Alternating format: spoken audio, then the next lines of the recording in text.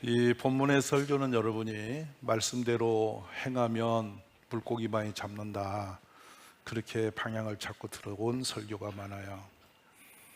근데 사실은 예수님이 그런 목적으로 본문을 우리에게 주시지 않았어요. 이 본문은 사실은 우리가 어떤 사람이 되어야 되는지를 아주 드라마틱하게 소개하고 있는 말씀이에요. 오늘 이 말씀대로만 되었더라면, 우리가 이 말씀을 어느 정도만 순종했더라면 우리나라 이렇게 생기지 않았어요. 지금 코로나 끝난 뒤에 뚜껑을 열어보니까 무당이 80만이 넘었다, 공식 통계다.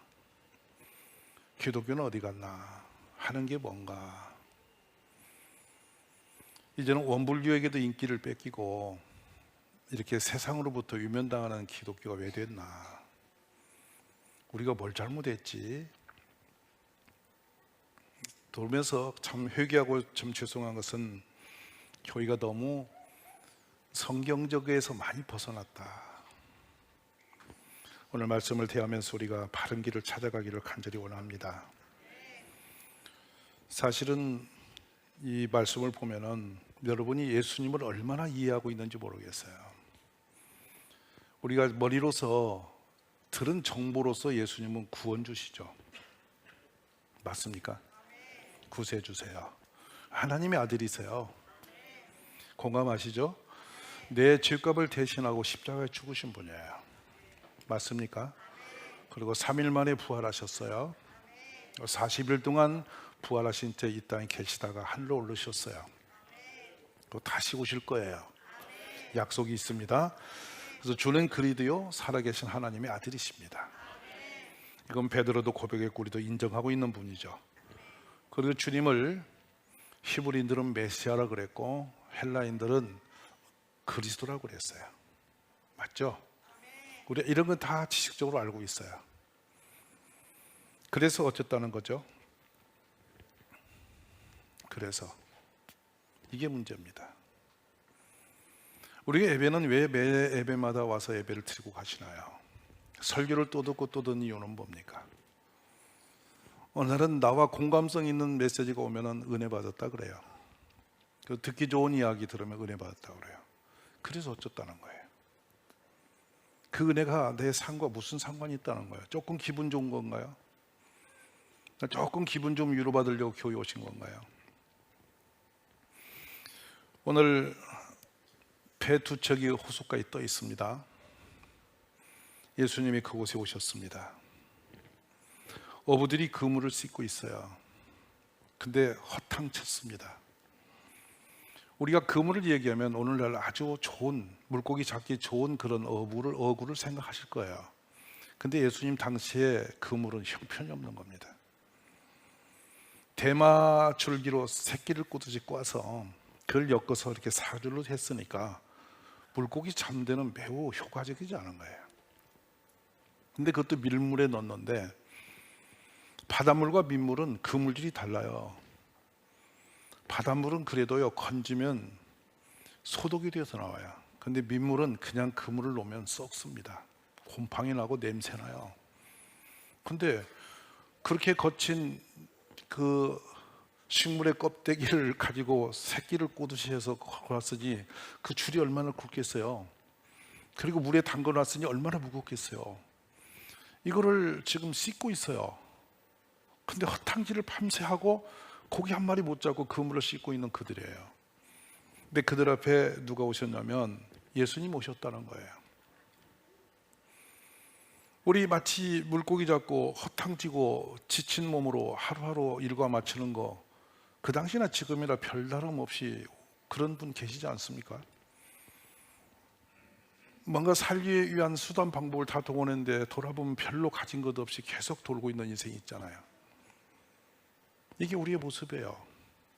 근데 거기서 예수님 오셨다는 거예요. 이 부분 들으면서 예수님이 언제 우리에게 오셨나, 또 그렇게 물을 분 계실 거예요. 주님은 우리 일상 속에 수없이 오세요. 말씀으로 찾아오시고 기도 속에 오시고 찬송 중에 오세요. 우리가 모른 척 지나갔을 뿐이지 숱하게 오셨어요. 돌아보면 그때 예수님이 그때 오셨었어, 이런 생각이 들 때가 하도 많아요. 내가 무심코 사는데 주님은 우리 곁에 무심코 오시는 거예요.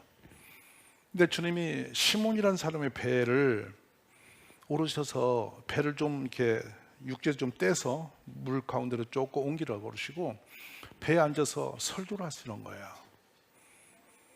그곳은 우리나라하고 좀 정서가 달라서요, 매우 이렇게 습도가 없는 공기라 그런지 소리가 멀리까지 전달돼요. 배를 띄워놓고 그 호숫가에 있는 사람들에게 예수님이 설교를 하신 거죠. 5장 3절에는 가르치셨다라고 하세요. 그리고 나서 4절에 가면 말씀을 마치시고 시몬에게 말씀을 내리세요. 깊은 데로 가서 그물을 내려서 고기를 잡으라. 아멘.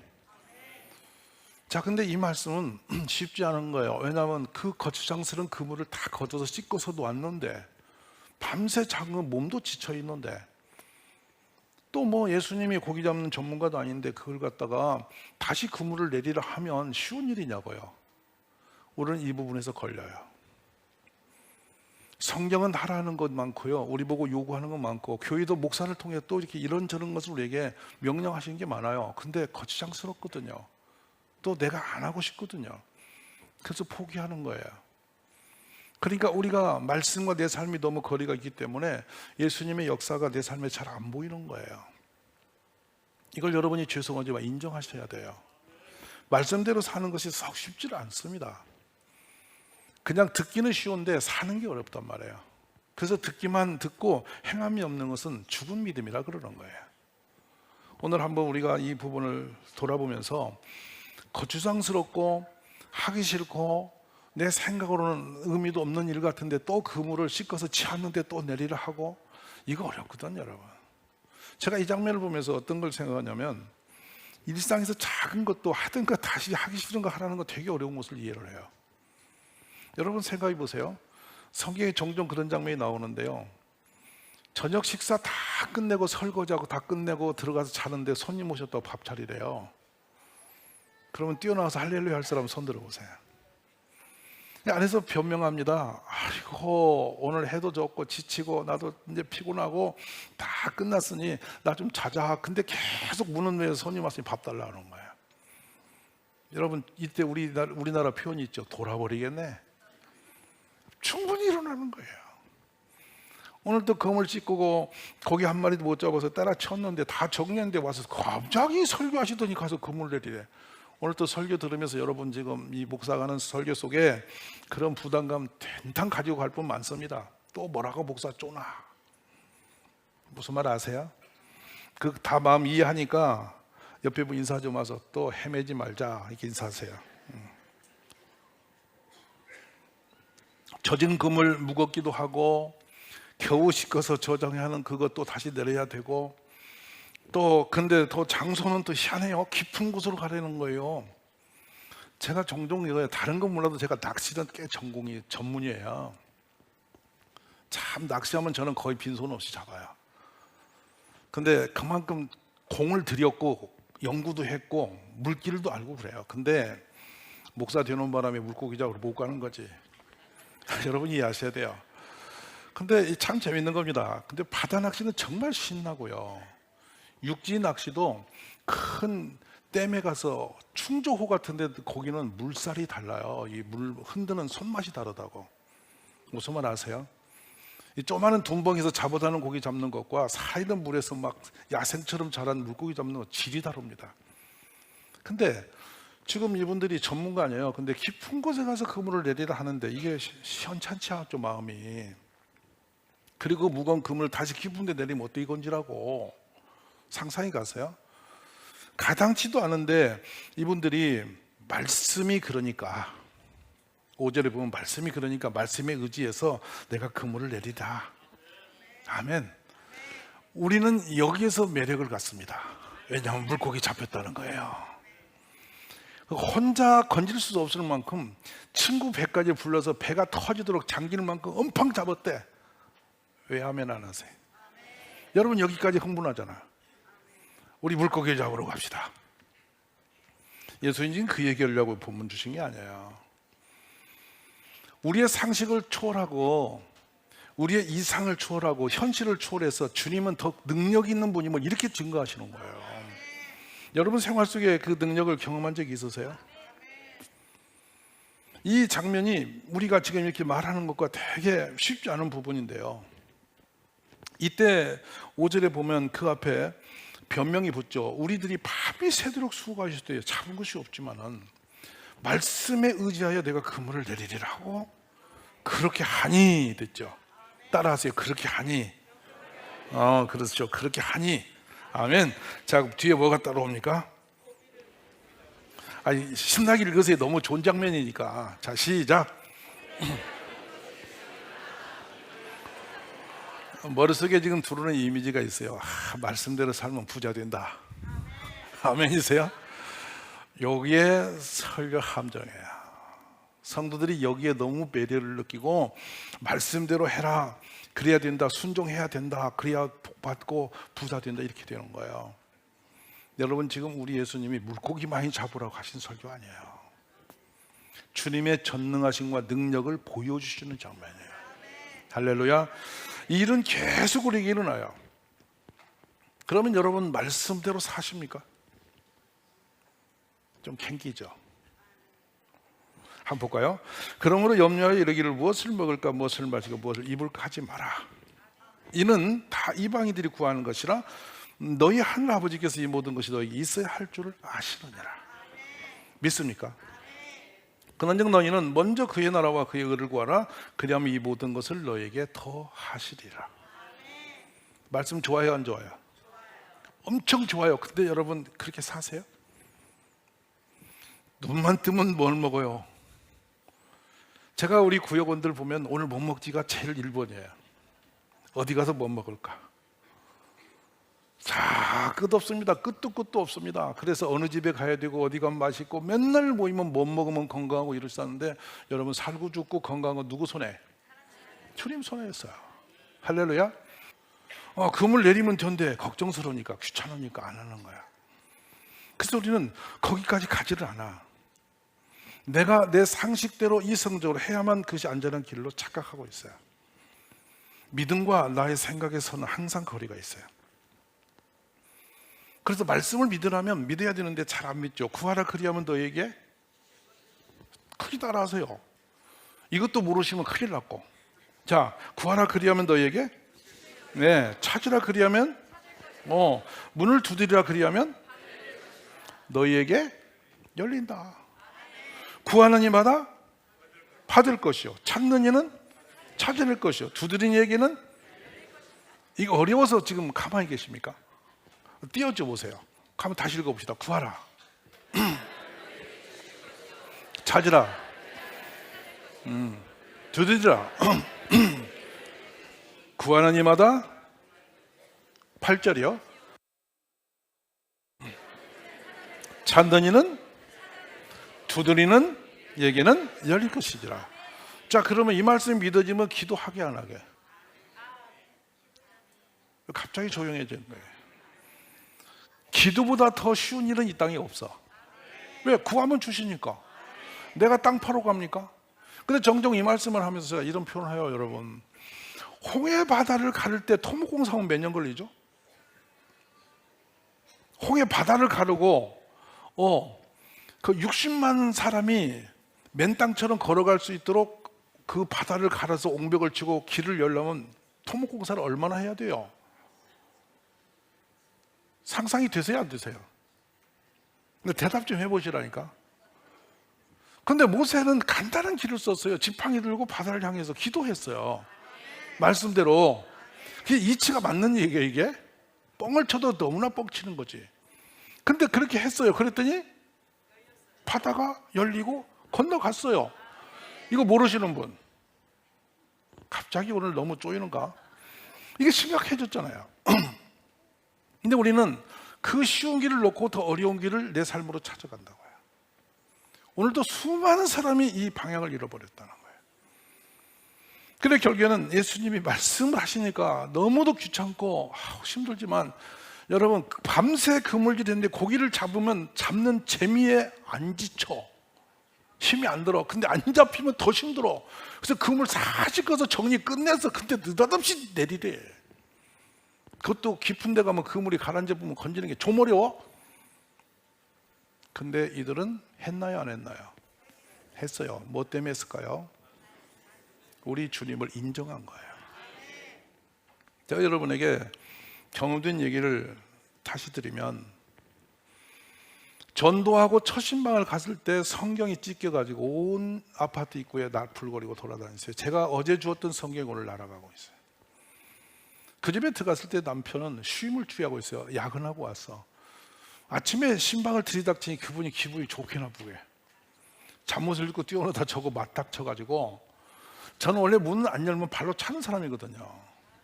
놓고 하다 안 열리면 발로 빵 차요. 그럼 문이 쪼그라지든지 나오든지 할 거 아니야. 왜냐하면 제가 간 것은 뭐 조그맣게 작은 일에 살리고 죽는 문제에 걸렸으니까. 이해하시면 아멘하세요. 이게 제가 갔을 때는 여는 게 신세 편해요. 왜냐하면 인생을 걸고 가는 거니까. 근데 이만한 남편이 나타났어요. 근데 제가 가슴에 손을 얼마나 세게 때렸더니 이분이 세게 맞았으면 덤비할 거 아니에요. 워낙 세게 맞으니까 놀래 안으로 뛰어들어갔어. 그래서 그 집에 처음에 대면하고 이제 신방 예배 드리는데, 이렇게 예배를 드리려고 하면서 남편 보고 무릎을 꿇더라고. 그래서 예배를 드리는데 아이 모습 이상해. 등에 업힌 아이가. 그래서 아이 좀 내려놔 볼래? 그랬더니 내려놨는데 몇 살이요? 4살이래. 다리 발바닥이 이만해. 이렇게 붙어 있어요. 충격이었어요. 뭐가 충격이냐면 그 아이 4살 되도록 업고 다닌 엄마가 그 사실이 비정상임을 모르고 있다는 거예요. 여러분 볼 때 이해가 되세요? 사람이 어두워지면 내 눈에 보이는 대로만 보는 거예요. 전혀 이상을 못 느낀 거예요. 그래서 제가 잊질 않습니다. 단국대학병원에 내일 당장히 가봐라. 월요일날 신방 있고 화요일날 갔어요. 근데 전화가 왔어요. 뭐라 하냐? 이 아이는 호르몬적 이상으로 일어서져서 걸 수 없는 아이라고. 충격이었어요. 근데 제가 뭐라 했냐면, 그때 사도행전 3장을 설교할 때니까 미문 앞에 앉으며 일어났잖아. 맞아 안 맞아? 은과 금은 내게 없거니와 내게 있는 걸 내주니 곧 나사렛 예수 그리스도의 이름으로 일어나 걸어라 하니 일어나 걸었다. 성경이 있어요 없어요? 근데 우리 앞에도 그 일이 있어야 돼요 없어야 돼요? 어떤 분은 그런 말을 해요. 그건 단위적인 사건이라고. 그때 사건이고 지금은 다시 없는 사건이라고. 여러분, 주님은 지금도 살아계세요. 그래서 오라 그래서 제가 장담을 했잖아. 예수님이 일으킬 수 있다고. 그 믿음 갖고 왔어. 초신자니까. 오래 다닌 분은 안 믿을 거야. 초신자니까 왔어. 근데 제가 똑같이 했거든. 나사렛 예수 그리스도의 이름으로 일어나 걸어라. 근데 안 있나죠? 8, 9, 10, 11, 12 성탄절까지 안 있나? 성탄절이 아닌 거야 이거는. 그래서 1월부터 집회를 해드려 우리 현준이 일어날 때까지도 하고 집회를 해서 1월 4일 밤에 걔가 일어났습니다. 걸었습니다. 정상이 됐어요. 보니까 이 아이의 살이 오르고 힘이 생겨서 일어나게 됐더란 말이에요. 그동안 주님 역사하신 거예요. 그래서 제가 생각해 보는 거예요. 뭐냐면 어느 날 이분들이 고기 잡다 지쳐서 아침에 그만 때려치려다가 아이고 한 번 더 내려볼까 깊은 데 가보고 가서 그냥 내려서 고기 많이 잡았으면 이게 기록이 될 일이 있나 없나? 없는 거예요. 그 아이가 집에서 자다가 일어나서 걸어다니면 아무 일도 없는 거야. 근데 그 집회가 열렸고 기도를 계속했고 하나님 아니면 안 된다고 했고 그 집회는 그 아이가 일어나 걸을 때까지 하기로 했으니까 1월 4일 날 밤 8시 20분경이라고 생각이 나요. 얘가 우리가 일어나 걸으라고도 안 했어. 믿음이 없어서. 뒤가 굴러 떨어져 갖고 갈 곳이 없으니까 짚고 일어나서 걷게 된 거야. 스스로 걸었지. 제가 믿음이 있었으면 나와라 걸어라 이랬을 거 아니야. 근데 저도 믿음이 없는 거야. 근데 걔가 굴러 떨어져서 갈 곳이 없고 저를 쳐다보다가 일어나라 했더니 일어나서 걸은 거라니까. 여러분 딸이 우연의 일치세요? 우리 눈앞에서 보여주시는 거잖아요. 주님이 그렇게 하시는 건 뭐냐면 주님의 전능하신 능력을 이렇게 보이시는 장면이죠. 오늘도 주님은 그렇게 살아계심을 믿으시기 바랍니다, 여러분. 그래서 6절로 7절로 이어지면서 이제 동무들까지 데려다 배가 찢어지도록 됐어요. 찢어지도록. 그러자 8절에 베드로가 고백합니다. 자, 읽어봅시다.